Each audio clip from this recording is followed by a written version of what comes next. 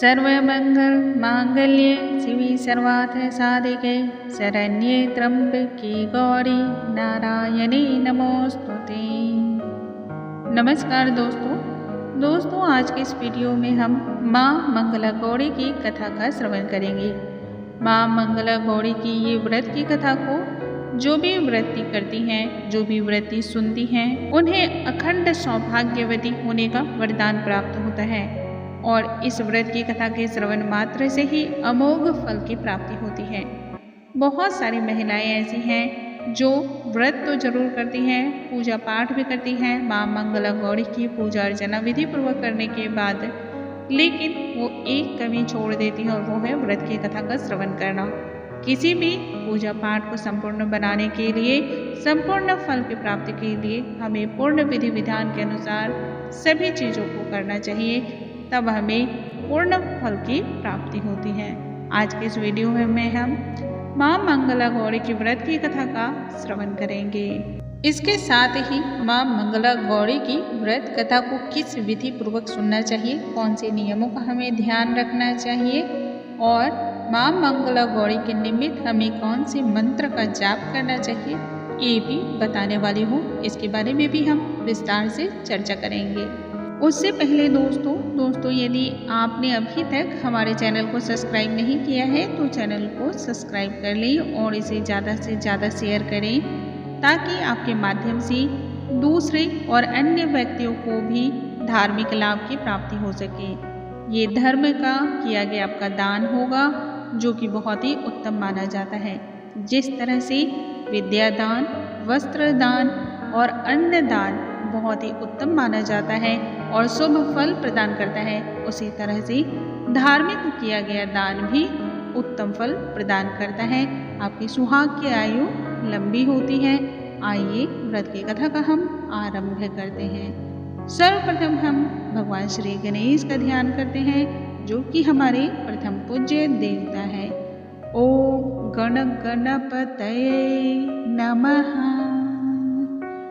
सर्वमंगल मांगल्ये शिवे सर्वार्थ साधिके शरण्ये त्र्यंबके गौरी नारायणी नमोस्तुते।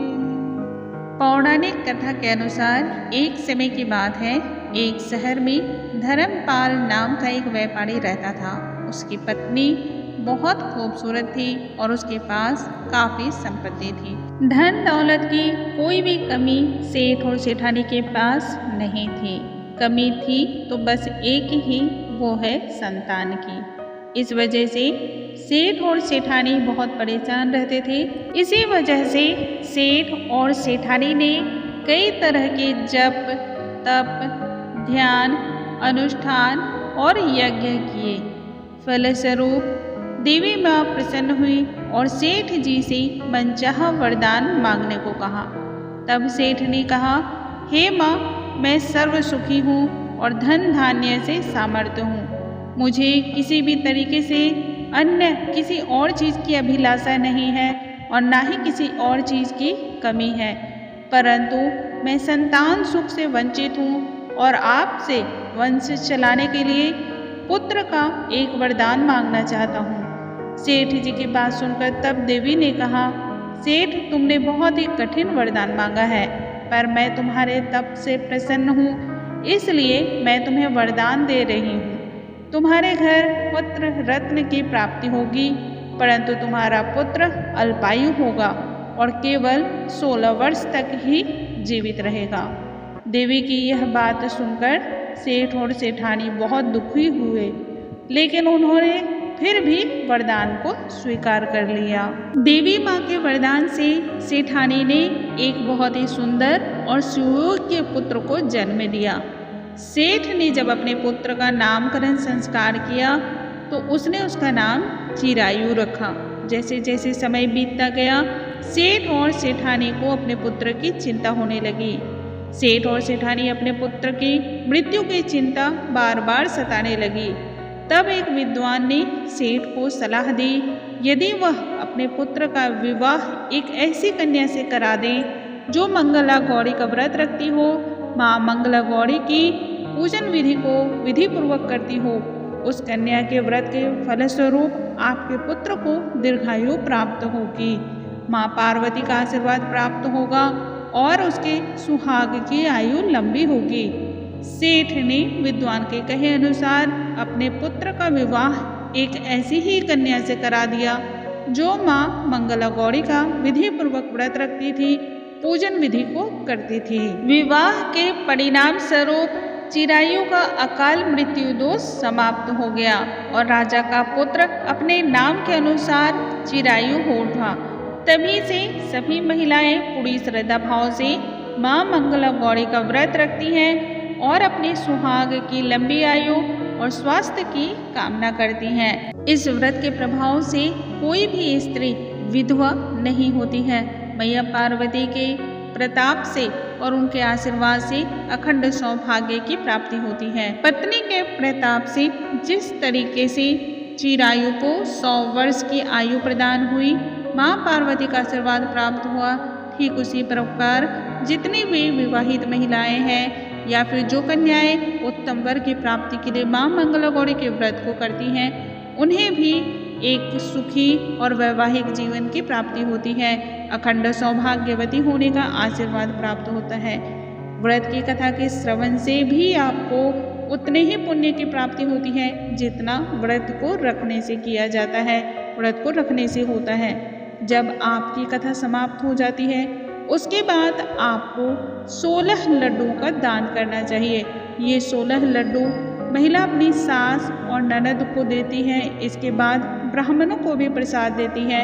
16 बाती वाले दीपक से माँ मैया पार्वती की आरती करती है और दूसरे दिन फिर व्रत का पालन करती है। दोस्तों, अब हम बात करते हैं माँ मंगला गौरी की जो व्रत कथा है उसे किस नियम पूर्वक सुनना चाहिए, कौन सी विधियों का हमें ध्यान रखना चाहिए।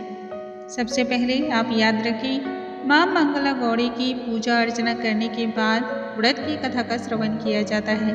माँ मंगला गौरी की पूजा में हर वस्तुएं 16 की संख्या में चढ़ाई जाने की खास विधान है। खास तौर पे इस बात का ध्यान रखा जाता है। जब आप विधि पूर्वक उनकी पूजा अर्चना कर लें, धूप, दीप, नैवेद्य और इसके साथ ही श्रृंगार का सारा सामान अर्पण कर लें, उसके बाद ही व्रत की कथा का आप श्रवण करें। व्रत की कथा को सुनते समय आपको कुछ खास बातों का ध्यान रखना है। सबसे पहले अपने हाथों में कुछ न कुछ अवश्य रखें, जैसे कि आप अक्षत रख सकते हैं, पुष्प रख सकते हैं या फिर बेलपत्र भी रख सकते हैं। खाली हाथों से कथा नहीं सुनी जाती है। दूसरा, व्रत की कथा को सुनते समय आपको किसी न किसी आसन का उपयोग जरूर करना है। फर्श पर बैठकर आपको कथा का श्रवण नहीं करना चाहिए, इसे भी शुभ नहीं माना जाता है। तीसरा, आपका आसन भगवान के आसन से ऊंचा नहीं होना चाहिए। आपके आसन की ऊंचाई इतनी होनी चाहिए कि उससे ऊपर भगवान का आसन हो। चौथा, खुले माथों से भी व्रत की कथा का श्रवण नहीं किया जाता है। अपने सर को हमेशा ढक कर रखें, फिर वो साड़ी का आंचल हो या फिर दुपट्टे या फिर चुनरी से ढका हुआ आपका सर होना चाहिए। खुले माथे पूजा करना शुभ नहीं माना जाता है। पांचवा, व्रत की कथा को सुनते समय अपने पास एक लोटे में जल भरकर जरूर रखें। व्रत की कथा की समाप्ति होने के बाद ये जल आपको किसी भी पौधे में डाल देना है। या तो आप तुलसी जी के पौधे में डाल सकते हैं, केले के पौधे में डाल सकते हैं, या फिर आप जो भी पवित्र पौधा आपने अपने घरों में लगाया है, यदि आपने बेल का पौधा लगाया है तो उसमें भी इस जल को अर्पण कर सकते हैं। और यदि आप इसे रात भर रहने देते हैं तो दूसरे दिन आप इसे प्रसाद स्वरूप पी भी सकते हैं। इस जल में अद्भुत ऊर्जा समाई हुई होती है। छठा, व्रत की कथा के श्रवण के बाद आपने अपने हाथों में बेलपत्र रखा है या फूल या अक्षत, जिस भी चीज को रखा है उसे मैया पार्वती के बिल्कुल आगे छोड़ देना चाहिए। और सबसे लास्ट, सातवां, व्रत की कथा की समाप्ति के बाद अपने घर के जो भी बड़े बुजुर्ग हैं, खासकर माँ या फिर बड़ी नंद हो, तो उनके पैर जरूर स्पर्श करने चाहिए। इससे आपको व्रत का पूर्ण फल प्राप्त होता है। व्रत की कथा के समाप्त हो जाने के बाद किसी भी भूल चूक के लिए माँ पार्वती से आप क्षमा प्रार्थना जरूर करें, क्योंकि भूल चूक के लिए क्षमा जरूर मांगनी चाहिए। पूजा विधि करने के दौरान हमसे कोई न कोई गलती हो जाती है। इसके लिए क्षमा प्रार्थना करना बहुत ही शुभ होता है।